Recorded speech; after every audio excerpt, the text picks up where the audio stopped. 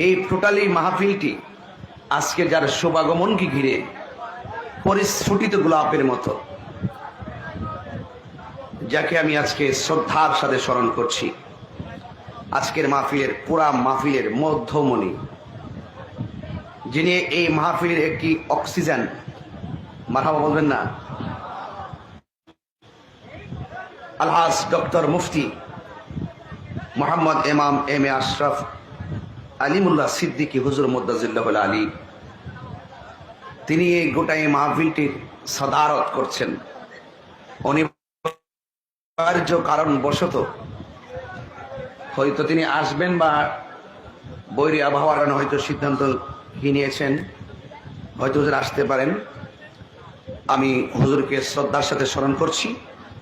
আল্লাহ পাক যেন হুজুরের হায়াতের মধ্যে বরকত দান করে, বলুন আমিন।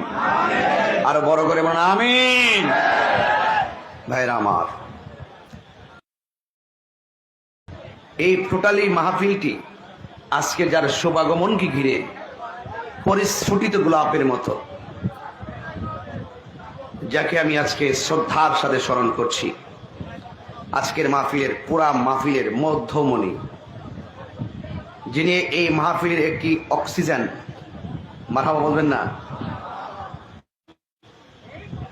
আলহাজ ডক্টর মুফতি মোহাম্মদ ইমাম এম এ আশরাফ আলিমুল্লাহ সিদ্দিকী হুজুর মুদ্দাজিল্লাহ আলী, তিনি এই গোটাই মাহফিলটির সদারত করছেন। অনিবার্য কারণ বশত হয়তো তিনি আসবেন বা বৈরী আবহাওয়ার কারণে হয়তো সিদ্ধান্ত নিয়েছেন, হয়তো হুজুর আসতে পারেন। আমি হুজুরকে শ্রদ্ধার সাথে স্মরণ করছি। আল্লাহ পাক যেন হুজুরের হায়াতের মধ্যে বরকত দান করে, বলুন আমিন। আরো বড় করে বলুন আমিন। ভাইরা আমার,